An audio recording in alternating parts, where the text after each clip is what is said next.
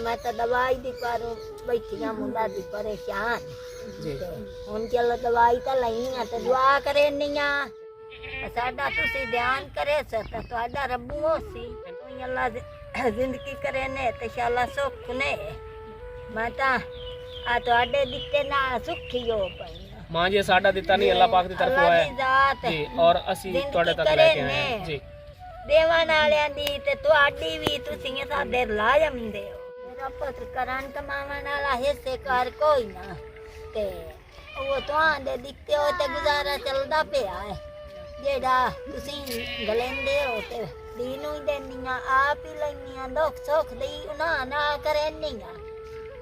अस्सलाम वालेकुम व्यूअर्स, कैसे हैं आप? उम्मीद करता हूँ आप सब खैरियत से होंगे। मैं आज एक बार फिर इन माँ जी की खिदमत में हाजिर हुआ हूँ।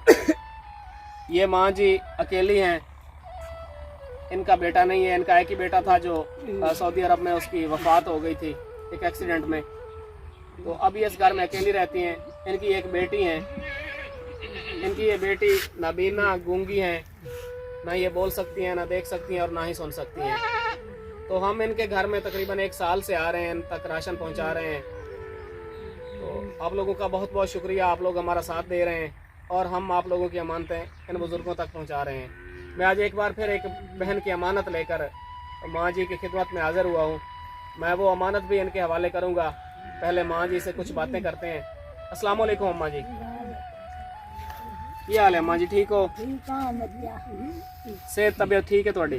ठीक है, बस गुजारा हो ही जाता है। पता होंदी होई जी जेड़े बंदे तू ना हो सके औखता होंदा है मेरा पुत्र और भी जा तुहाडा भला है जेड़ा तुसी सानू दे जांदे हो ते असी वो अपना तरनियां हां वक्त जिवें सर जांदा ते दुख सुख बन जावे तो मुड़ भी वो तुसां दा दित्तो जा दे नहीं मां जी साडा दित्तो है नहीं, अल्लाह पाक दी तरफों आंदा है और असी अल्लाह पाक दी तरफों भेजे वैसे ਤੁਹਾਡੇ ਕੋਲ ਲੈ ਕੇ ਆਉਂਦੇ ਜੀ की करे ते शाला सुख ने आमीन।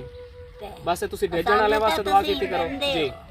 ਅਸੀਂ ਤਾਂ ਇੱਕ ਛੋਟਾ ਜਿਹਾ ਵਸੀਲਾ ਹੈ ਵਿੱਚ, ਬਾਕੀ ਦੇਵਣ ਵਾਲੀ ਅੱਲਾਹ ਪਾਕ ਦੀ ਜ਼ਾਤ ਹੈ ਮਾਂ ਜੀ। ਅੱਲਾਹ ਪਾਕ ਦੀ ਤਰਫੋਂ ਭੇਜਿਆ ਹੁੰਦਾ ਜਿਹੜਾ ਅਸੀਂ ਤੁਹਾਡੇ ਤੱਕ ਲੈ ਕੇ ਆਉਂਦੇ ਆ। ਇੱਕ ਅਸੀਂ ਤੁਹਾਡੇ ਤੇ ਅਹਿਸਾਨ ਨਹੀਂ ਕਰ ਰਹੇ ਤੇ ਤੁਸੀਂ ਉਹਨਾਂ ਵਾਸਤੇ ਦੁਆਵਾਂ ਕਰੋ ਜਿਹੜੇ ਲੋਕ ਭੇਜ ਰਹੇ ਨੇ ਤੁਹਾਡੇ ਵਾਸਤੇ जी। सुख देवे उन्हां ते तुहानू ते अल्लाह वड्डी जिंदगी करे ने आमीन। जेड़े सादे गलेंदे हो ते साथे अल्लाह तरसी करेंदे हो ते साडा करान कमावन वाला होया कोई ना ते असीं हत्थ सां दे दित्ते हो ते तुहानू दुआई करेनियां ते वो खांदियां पीनियां वो अपनी दुख सुख ते लेनियां जी। उसे नाल असीं तां जी पईयां जेड़े देंदा लायम दे हो। अच्छा जी, अल्लाह खैर रखने। चलो इंशाल्लाह मां जैसे अपनी तरफ मोड़ भी कोशिश जारी रख सकें थोड़ी इस तरह से हेल्प जारी रख सकिए और थोड़े वास्ते ऐसी आसानियाँ पैदा कर सकिए इंशाल्लाह। नाज़रीन, ये माँ जी बता रही हैं कि हमारे घर में कमाने वाला कोई नहीं है, मुश्किलात का शिकार हूँ और आप लोग जो दे जाते हैं राशन वगैरह उसी से गुजारा करते हैं। तो आप लोगों से रिक्वेस्ट है कि इन माँ जी की इमदाद का सिलसिला जारी रखें। इनके घर में कोई कमाने वाला नहीं है, ये और इनकी एक बेटी है इस घर में सिर्फ। तो माँ जी किस तरह फिर घर का निज़ाम चला रहे हो? मेरा पुत्र करान कमावन वाला हिस्से कर कोई ना ते वो तुहाडे दित्ते हो ते गुजारा चलदा पिया है जेड़ा तुसी गलेंदे हो ते दीनू ही देनियां आप ही लैनियां दुख सुख दी उना ना करेनियां और अगे कर लेंदी आई हुन होंदी कर नहीं सकती। पहले की करेंदे तुसी अम्मा जी? पूड़ियां छबियां बनदे आ।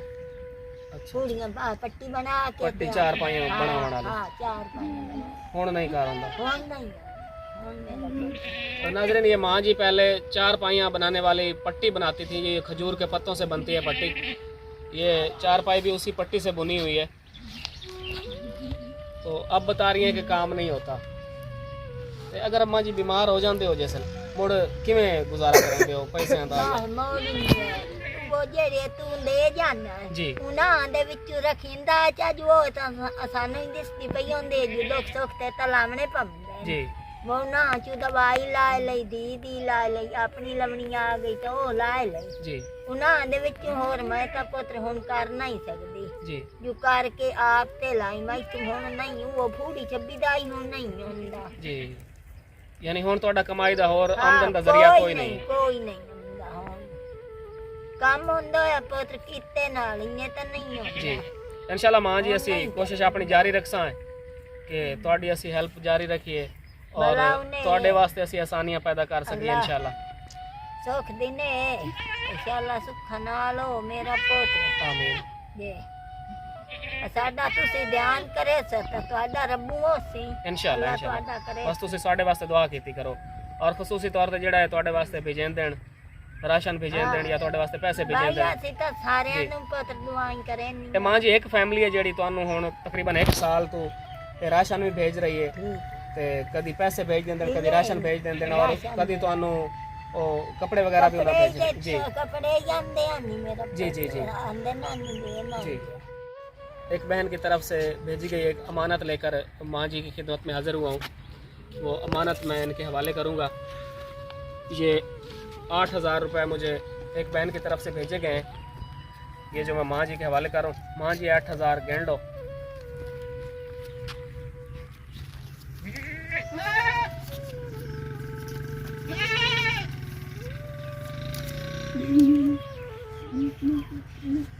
पूरन माँ जी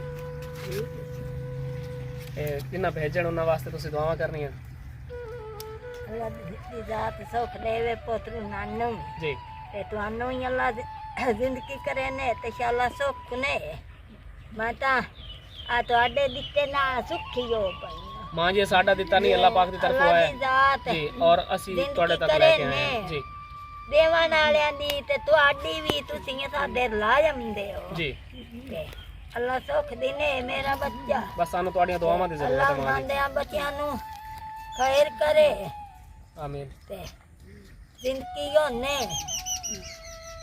ਮਾਂ ਜੀ ਇਹ ਜਿਹੜੇ ਪਹਿਲੇ ਤੁਹਾਨੂੰ ਰਾਸ਼ਨ ਭੇਜਦੇ ਰਹਿਣ ਹਾਂ ਤੇ ਉਹਨਾਂ ਅੱਜ ਪੈਸੇ ਭੇਜਣ भला भाई ਤੁਹਾਡੇ ਮਹੀਨੇ ਦਾ ਰਾਸ਼ਨ ने मेरा ਹਾਂਜੀ ਮਾਂ ਜੀ ਤੁਹਾਨੂੰ ਪੈਸੇ ਮਿਲ ਗਏ ਕੀ ਮਹਿਸੂਸ ਕਰ ਰਹੇ ਹੋ गए मेरा पुत्र ते मैं ता मुंह परेशान आ मुंह जी ते हुन खुश हो गईया जी। कि मैं ते पुत्रा एहसान कीता ते आंदे ने ਨਹੀਂ ਮਾਂ ਜੀ ਸਾਡਾ ਕੋਈ एहसान नहीं करे तो आडी भी ਇਹ ਅੱਲਾਹ ਪਾਕ ਦੀ ਤਰਫੋਂ ਆਣ ਔਰ ਤੁਹਾਨੂੰ ਅਸੀਂ ਦਿੱਤੇ ਨੇ। देवन वालियां दी भी ते तू सान लायावन वालियां दी अल्लाह शाला सुख दिने आमीन ते सुख नाल हो मेरा पुत्र ते मैं तो दवाई दी पर बैठिया मुंडा दी परेशान जी हुन चलो दवाई तो लई आ ते दुआ करे निया इंशाल्लाह इंशाल्लाह देवन ਅਸੀਂ मजीद भी अपनी कोशिश जारी रखते हैं माँ जी जी नाज़रीन माँ जी बता रही हैं कि मैं परेशान बैठी थी आज पैसे नहीं थे मेडिसिन लेनी थी तो अब पैसे आ गए अब मैं खुश हूँ और अब इनसे मैं मेडिसिन लूँगी आप लोगों का बहुत बहुत शुक्रिया आप लोग हमारा साथ दे रहे हैं और आप लोगों से मज़ीद